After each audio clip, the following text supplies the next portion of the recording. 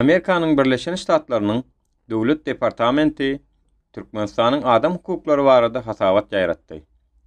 Konstitusiýa laýyklykda Türkmenistan iş ýüzünde dünýäwi döwlet bolmaly.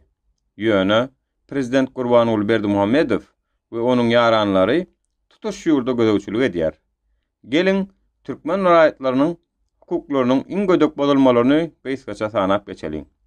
Olara şular girýär: esassyz tutsak etmek, polisiýada we türmelerde gynamalar, türmelerin agyr we durmuş üçin hukukly şertleri, siyasi tutsaglaryň bolmagy, ayallara garşy zorluk üçin jogapkärçiligiň bolmalygy, rejime garşy çykkanlary ýurduň daşynda idarlamak, kadiýetiň garaşsyzlygy bilen baglanyşykly çynlakay meseleler, şahsy durmuşyň el degilmesiligi bilen häkimetleriň esassyz gatnaşmagy, habar beriş terişdelerinde we internetde söz azatlygynyň çäklendirilmegi, parahatçylykly ýygynak azatlygynyň bolmalygy, din azatlygynyň çäklendirilmegi, hereket azatlygynyň çäklendirilmegi, adalatly saýlawlar arkaly häkimeti parahatçylykly üýtgedip bilmezlik, siyasi gatnaşyga çäklendirmeler, korrupsiýa, jinsy taýdan diskriminasiýa, adam sewdasy, erkekleriň arasyndaky bir jins gatnaşyklary üçin jenaýat jogapkärçiligi,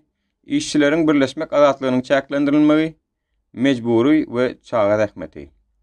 22 sahypadan ibarat hasabat barada has giňişleýän maglumaty Amerikanyň Birleşen Ştatlarynyň Döwlet Departamentiniň web saýpasynda tapyp bilersiňiz. Rejimiň türkmen raýatlarynyň hukuklarynyň berja edilişi barada hasabat çap etmeýändigine üns beriň. Mundan başga da konstitusiýanyň we kanunyň gödek bolmalyny ikrar etmek üçin rejimiň hiç ýyly syýasy erki ýok. Türkmen halkynyň hukuklarynyň bozulanlygy üçin jogapkar adamlar degişlikde jazalandyrylanlygy barada ýekiji waka bolmady.